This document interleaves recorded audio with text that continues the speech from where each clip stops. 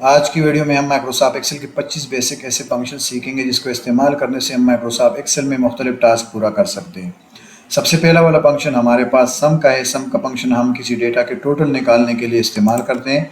इसको हम किस तरीके से इस्तेमाल करेंगे, सबसे पहले इक्वल का साइन लिख लेंगे, उसके बाद अपना फंक्शन जो हमारा है सम वो लिख लेंगे और कीबोर्ड से टेप का बटन प्रेस कर लेंगे और यहाँ से हम अपना रेंज सेलेक्ट कर लेंगे जिस डेटा का हमने टोटल निकालना है और फिर ब्रैकेट बंद करके एंटर कर लेंगे तो हमारे साथ इस डेटा का टोटल आ जाएगा सम फंक्शन को इस्तेमाल करने से। दूसरा फंक्शन हमारे पास सम इफ का है। सम इफ का फंक्शन हमने इस टेबल पे इम्प्लीमेंट करना है कि इसमें मुख्तलिफ इनवाइसेस पे हमने मुख्तलिफ आइटम्स को मुख्तलिफ क्वान्टिटी में ख़रीदा हुआ है तो उस आइटम को कि इसमें किसी ख़ास आइटम की हमने टोटल निकालनी है तो उसके लिए हम सम एफ का फंक्शन इस्तेमाल करेंगे, जैसे कि इक्वल का साइन लिख के सम एफ कीबोर्ड से टेप का बटन प्रेस कर लेंगे और इसके बाद हम अपना डेटा रेंज जो है वो दे देंगे और डेटा रेंज हमारा प्रोडक्ट है। इसी प्रोडक्ट में हमने एक किसी ख़ास प्रोडक्ट को सर्च करना है जो हमारे पास मिसाल के तौर पर कैंडल्स है और डबल कामा में इसको बंद करके दोबारा इसके बाद कामा लिख लेंगे और फिर हम सम वाला रेंज दे देंगे कि इसी सम वाले रेंज में से हमारे साथ कैंडल्स का टोटल निकालो। ब्रैकेट बंद करके एंटर कर लेंगे तो हमारे पास इस आइटम का टोटल आ जाएगा। इसी तरीके से हम किसी दूसरे आइटम के टोटल निकालेंगे तो सेम उसी तरह इक्वल का साइन लिख के अपना सम एफ का फंक्शन लिखेंगे और कीबोर्ड से टेप का बटन प्रेस करके प्रोडक्ट वाला रेंज सेलेक्ट कर लेंगे और इसमें इन प्रोडक्ट्स में से हमने किसी ख़ास प्रोडक्ट को मालूम करना है। मिसाल के तौर पर हमने शूज़ जो है उसका टोटल निकालना है तो शूज़ को हम डबल कामा में बंद करके उसके बाद सिंगल कामा लिख लेंगे और सम का रेंज इसके बाद हम सेलेक्ट कर लेंगे और ब्रैकेट हम बंद करके एंटर कर लेंगे तो हमारे पास शूज़ का जो है टोटल आ गया। इसी तरीके से हमारी टेबल में जितनी भी क्वांटिटी में आइटम्स हो उन सारों का अलग अलग हम इस सम एफ का फंक्शन इस्तेमाल करके उनका अलग सा टोटल निकाल सकते हैं। इसके बाद हमारे पास प्रोडक्ट वाला फंक्शन है। प्रोडक्ट का फंक्शन इस्तेमाल करने से हम इसमें क्या करेंगे, ये इनवाइस है, इस इनवाइस में हमने मुख्तलिफ क्वांटिटी में आइटम्स उठाई हैं मुख्तलिफ प्राइस पे, तो इन हर एक इनवाइस की हमने टोटल निकालनी है। तो किस तरीके से निकालेंगे, इक्वल का साइन लिख के हम यहाँ से प्रोडक्ट लिख लेंगे और कीबोर्ड से टेप का बटन प्रेस कर लेंगे और उसके बाद अपना जो क्वांटिटी है वो सेलेक्ट कर लेंगे सिंगल कामा और उसके बाद अपने रेट को सेलेक्ट कर लेंगे और उसके बाद ब्रैकेट बंद करके एंटर कर लेंगे तो हमारे पास इनवाइस नंबर 1 जो था उसका टोटल आ गया। इसी तरीके से हम सारे सेल्स को सेलेक्ट कर लेंगे और कंट्रोल डी का शॉर्टकट कीबोर्ड से प्रेस कर लेंगे तो हमारे पास हर इनवाइस का अलग अलग टोटल आ जाएगा। इसके अलावा नेक्स्ट फंक्शन हमारे पास मैक्सिमम का है। तो ये हमारे पास स्टूडेंट लिस्ट है, इन लोगों ने टेस्ट में या एग्ज़ाम में इतने मार्क्स लिए हुए हैं, सबसे ज़्यादा नंबर जिस तालिब इल्म ने लिए हुए हैं उसका टोटल उसका डेटा हमने निकालने हैं। तो उसके लिए हम इक्वल का साइन लिख लेंगे यहाँ पे और मैक्स लिख लेंगे, कीबोर्ड से टेप का बटन प्रेस करके यहाँ से हम अपना रेंज जो है वो सेलेक्ट करके ब्रैकेट बंद कर लेंगे और एंटर कर लेंगे तो 482 डेटा हमारे पास आ गया। जो एक तालिब इल्म के सबसे ज़्यादा मार्क्स हैं वो यहाँ पे आ गए। नेक्स्ट जो हमारे पास मिनिमम का फंक्शन है, इसको इस्तेमाल करने से हम मिसाल के तौर पर तालिब इल्मों में जिस तालिब इल्म ने सबसे कम मार्क्स लिए हुए वो हमने सर्च करनी है। तो इक्वल का साइन लिखने के बाद हम मेन और कीबोर्ड से टेप का बटन प्रेस कर लेंगे और उसके बाद हम यहाँ से रेंज सेलेक्ट करके ब्रैकेट बंद कर लेंगे और एंटर कर लेंगे। तो इसी तरीके से मेन फंक्शन से हम अपने मिनिमम नंबर्स जो जिस तालिब इल्म के हैं वो निकाल सकते हैं। लेन वाला जो फंक्शन है इससे हम अल्फ़ाबेटिक और न्यूमेरिक डेटा हमारे पास अगर हमारे किसी सेल में हो तो उसको हमने क्या करना है, काउंट करना है, उसकी लेंथ मालूम करनी है। तो उसके लिए हम इक्वल का साइन लिख के लेन लिख लेंगे और कीबोर्ड से टेप का बटन प्रेस कर लेंगे। उसके बाद जौन से सेल में हमारा डेटा हो वही सेल हम सेलेक्ट कर लेंगे या मैन्युअली हम कीबोर्ड से टाइप करके ब्रैकेट बंद करके एंटर कर लेंगे। तो हमारे पास जो B6 में जो डेटा है वो 8 उसकी लेंथ है, मतलब उसकी टोटल जो फिगर्स और अल्फ़ाबेट्स में है वो 8 हैं। इसी तरीके से बाकी सेल्स हम सेलेक्ट करके कंट्रोल डी प्रेस कर लेंगे तो हर सेल का अलग अलग जो डिजिट लेंथ है वो आ जाएगा हमारे पास। नेक्स्ट फंक्शन हमारे पास काउंट है। काउंट का फंक्शन हम इस्तेमाल करते हैं जब हमारे पास किसी सेल्स में न्यूमेरिक डेटा हो, उसको हम काउंट करते हैं कि कितनी सेल्स में हमारे पास हमारा डेटा मौजूद है। तो काउंट ब्रैकेट शुरू और इस न्यूमेरिक वाले सेल्स को हम सेलेक्ट कर लेंगे, C6 से लेकर D15 तक हम ब्रैकेट बंद करके एंटर कर लेंगे। तो हमारे पास सिर्फ 7 सेलों में डेटा है और बाकी खाली है। मिसाल के तौर पर अगर हम यहाँ से किसी सेल में डेटा एंटर कर लेंगे तो हमारे पास ये 8 हो जाएगा। तो इसी तरीके से हम काउंट ऐप का फंक्शन इस्तेमाल कर सकते हैं।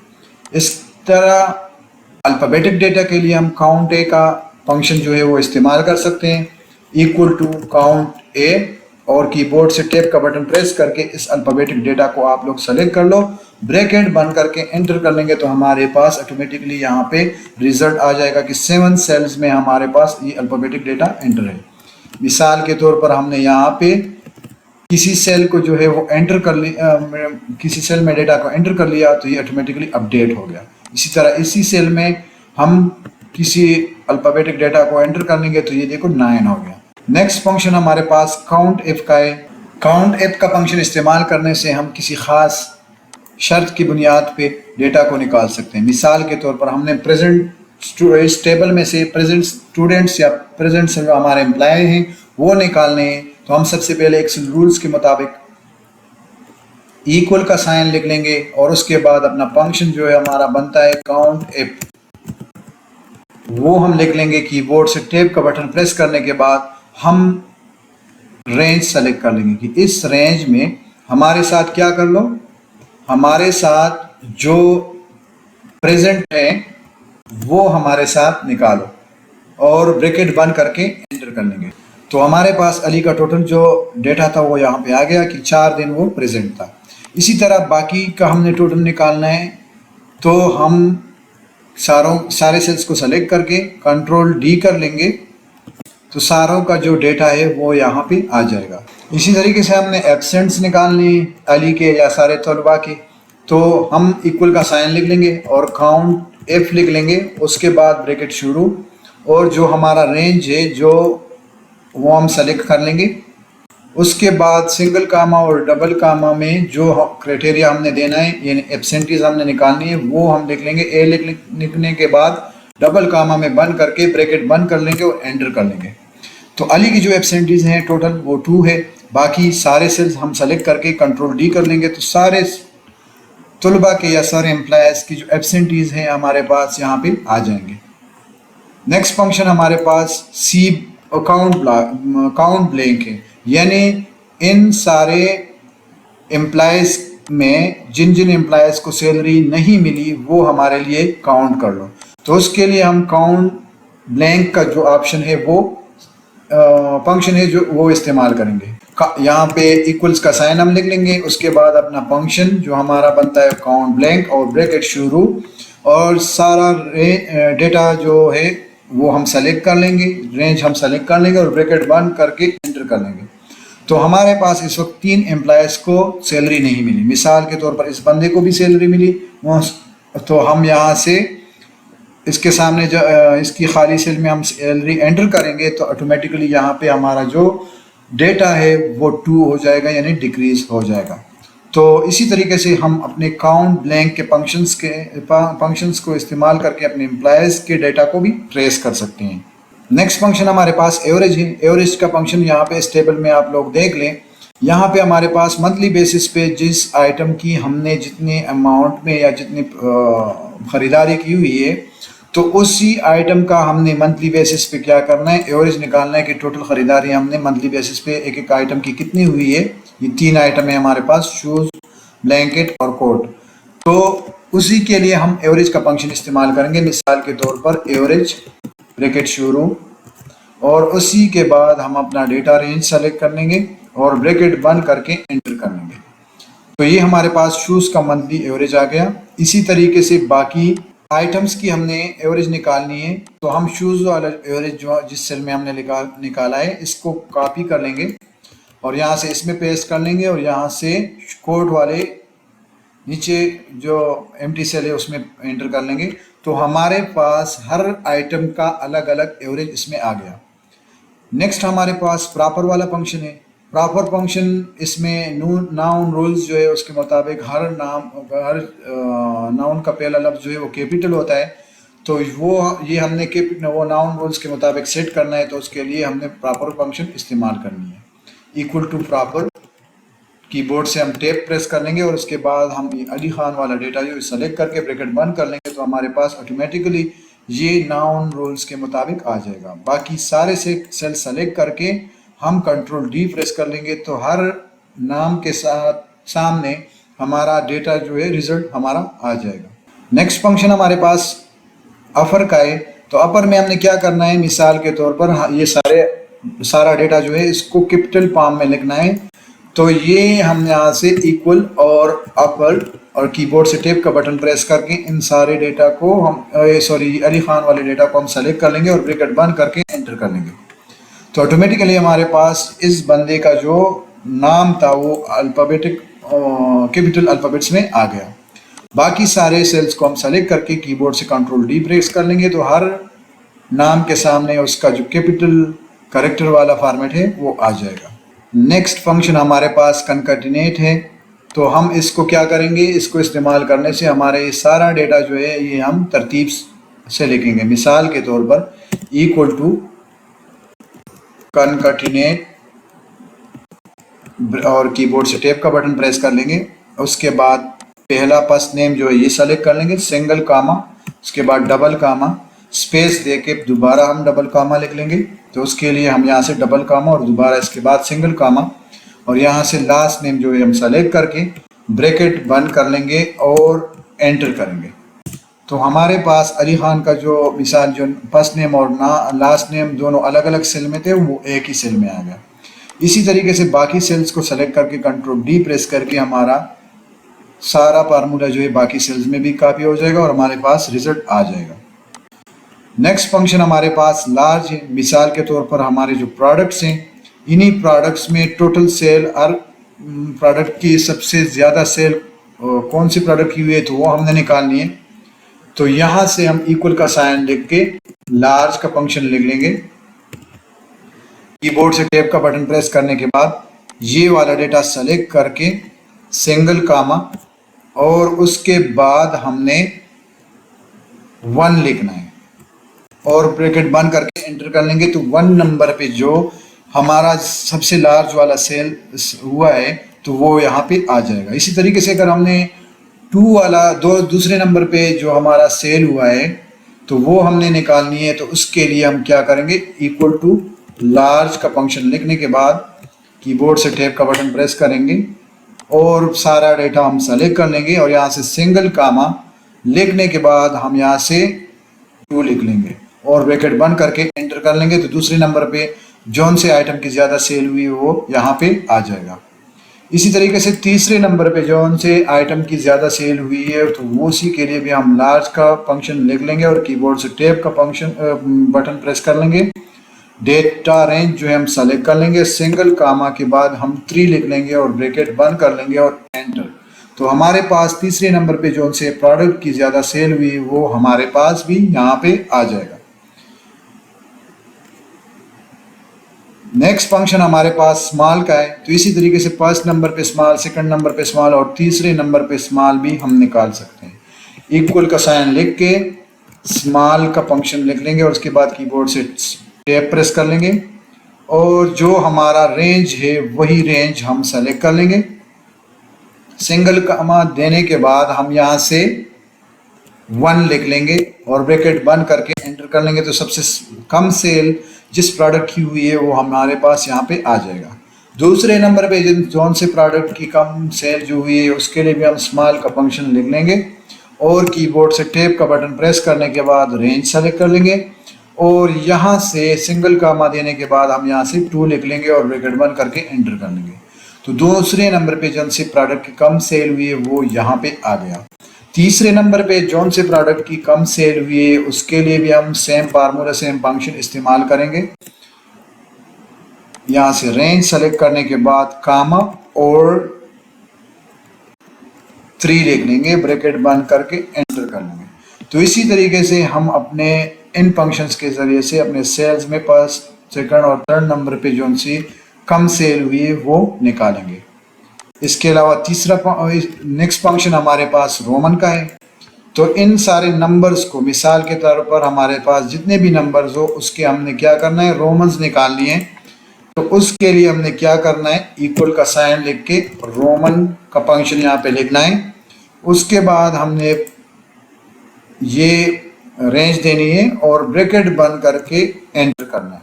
तो हमारे पास ये जो है रोमन का फॉर्मेट इस नंबर के लिए आ गया। बाकी सेल्स पे कॉपी करना है तो सेम उसी तरीके से सारे सेल्स को सेलेक्ट करके कंट्रोल डी कीबोर्ड से प्रेस करना है। तो हर नंबर का अलग अलग रोमन फॉर्मेट में उसका सिंबल जो है, नंबर जो है वो आ गया। नेक्स्ट फंक्शन हमारे पास एफ का है। तो एफ का फंक्शन हम किस तरीके से इस्तेमाल करेंगे, मिसाल के तौर पर ये हमारे एम्प्लॉयज़ हैं, इन लोगों ने इन चीज़ों की सेल की हुई है और टोटल सेल जिस अमाउंट में हुई है वो यहाँ पे इसी टेबल में है। तो हमने इसी सेल में है, तो इसी सारे टेबल के ऊपर मंथली बेसिस पे मिसाल के तौर पर हमने अभी एक रिजल्ट निकालनी है कि अगर जिस बंदे की मिसाल के तौर पर 500 से सेल ज़्यादा हो तो उसको हमने कोई इनाम देना है, कोई प्राइज़ देना है। मिसाल के तौर पर नकद इनाम देना है, कोई लैपटॉप देना है, कोई टैबलेट देना है या कोई और चीज़ देनी है। तो उसी के लिए हम एफ का फंक्शन मिसाल यहाँ पे किस तरीके से इस्तेमाल करेंगे, इक्वल का साइन लिखने के बाद एफ और उसके बाद कीबोर्ड से टैब का बटन हम प्रेस कर लेंगे। उसके बाद हम लॉजिस्टिकल टेस्ट मिसाल हम कहेंगे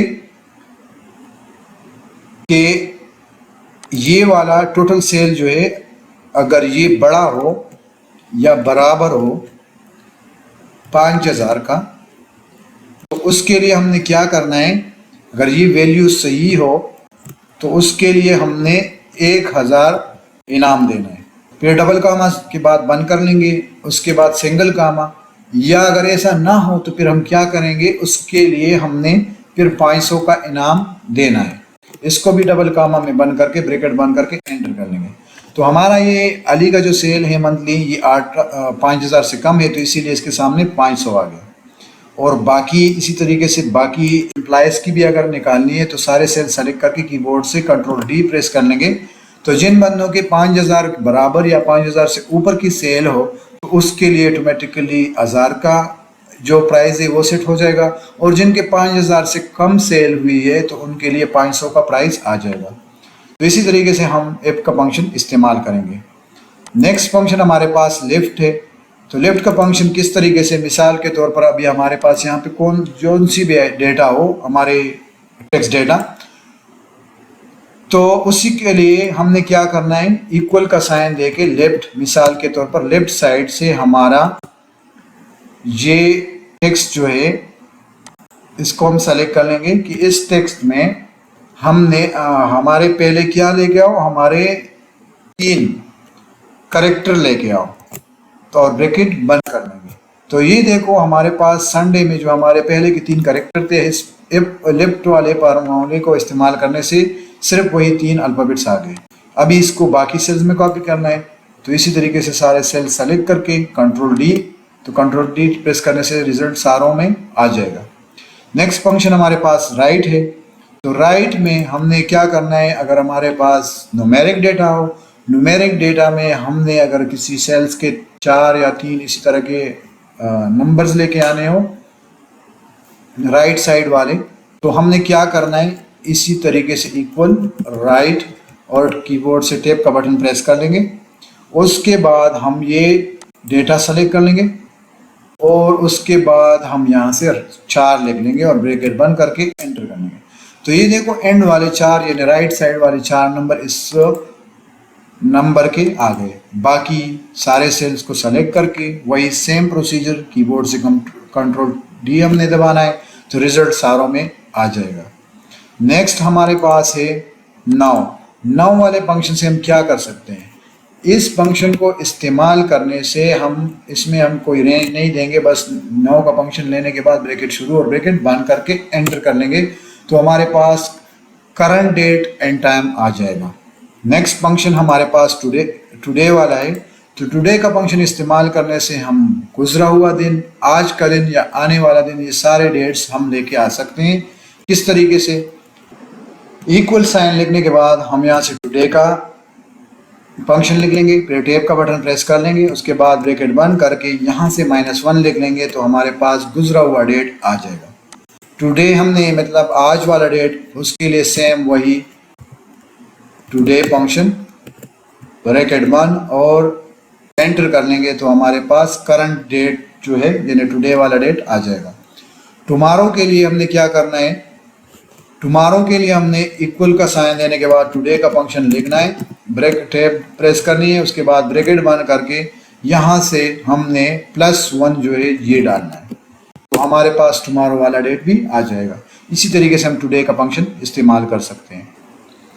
इस फंक्शन से हम करंट टाइम जो है वो लेके आ सकते हैं। मिसाल के तौर पर हमने यहाँ इक्वल का साइन, टाइम, ब्रैकेट शुरू, और अभी हमने हॉर देखना है, लिखना है। मिसाल के तौर पर अभी 3 बज रहे हैं तो 03 कामा, और उसके बाद हमने मिनट लिखने हैं तो यहाँ पे देख लो मिनट लिखने हैं तो मिनट में मिसाल अभी यहाँ पे 32 और कामा, और अभी हमारे पास नेक्स्ट जो सेकंड है वही सेकंड लिखने हैं, ब्रैकेट बंद करके एंटर करना है तो हमारे पास ये टाइम इसी फॉर्मेट में आ जाएगा।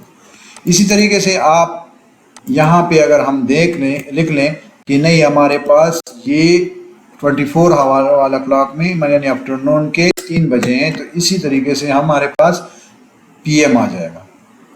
तो यहाँ हम AM वाला टाइम या PM वाला टाइम अपने तरतीब से एंटर कर सकते हैं। नेक्स्ट फंक्शन हमारे पास मंथ का है।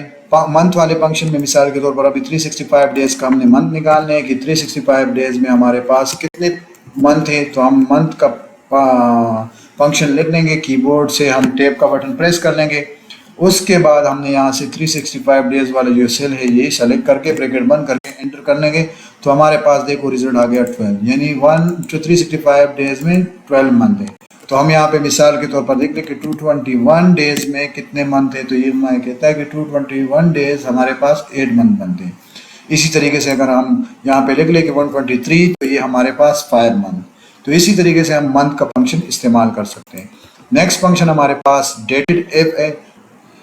इस फंक्शन से हम अभी इस डेट ऑफ बर्थ वाले बंदे की ईयर, मंथ और डे यानी कितने सालों का ये बंदा हो गया, कितने मंथ का हो गया, कितने दिनों का हो गया, इस सारा डिटेल हमने निकालना है। उसके लिए हम क्या करेंगे, डेटेड एफ और उसके बाद ब्रैकेट शुरू, उसके बाद डेट ऑफ बर्थ वाला सेल हम सेलेक्ट कर लेंगे या मैनुअल लिख लेंगे। उसके बाद इससे पहले हमने जो फार्मूला किया टुडे वाला, वही टुडे वाला फार्मूला हमने यहाँ पे लिखना है और कामा, उसके बाद डबल कामा, और उसके बाद हमने क्या करना है, ईयर मालूम करना है। तो हम यहाँ से ईयर लिख के ब्रैकेट बंद करके एंटर कर लेंगे तो हमारे पास आ जाएगा कि इस डेट ऑफ बर्थ वाला बंदा 39 ईयर्स का है। अभी हमने मंथ काउंट करने हैं तो मंथ काउंट करने के लिए दोबारा इक्वल टू डेटेड एफ और ब्रैकेट शुरू, वही डेट ऑफ बर्थ वाला सेल, उसके बाद कामा, और उसके बाद टुडे वाला जो फार्मूला हमने इससे पहले किया था वही हम लिख लेंगे यहाँ पे, और यहाँ से डबल कामा, और यहाँ पे ईयर में हमने क्या करना है, मंथ निकालना है तो YM हम लिख लेंगे और डबल कामा में बंद करके यहाँ से ब्रैकेट बंद करके एंटर कर लेंगे। तो ये 4 महीने यानी 4 मंथ हमारे पास आ गए। अभी हमने डेज निकालनी है। डेज के लिए हमने इक्वल का साइन लिखना है, उसके बाद डेटेड वाला फंक्शन लिखना है, उसके बाद ब्रैकेट शुरू करके यहाँ पे डेट ऑफ बर्थ वाला सेल हमने सेलेक्ट करना है, उसके बाद टुडे वाला फार्मूला हमने लिखना है और सिंगल कामा, और उसके बाद डबल कामा में हमने क्या करना है, अभी हमने मंथ में डेज निकालनी है कि कितने डेज का हो गया, तो हमने MD यहाँ पे लिख के डबल कामा में बंद करके ब्रैकेट बंद करके एंटर करना है तो हमारे पास इसके डेज भी आ जाएंगे। तो इसी तरीके से हम अपने इस फंक्शन के ज़रिए से एक बंदे का ईयर, मंथ्स और डेज में उसके एज को काउंट कर सकते हैं। उम्मीद है वीडियो से आप काफ़ी हद तक मुस्तफीद हुए होंगे। इस तरह की मज़ीद इंफॉर्मेटिव वीडियोस देखने के लिए इसे हमारे साथ जुड़े रहिए। तब तक के लिए अल्लाह हाफ़िज़, अस्सलामु अलैकुम।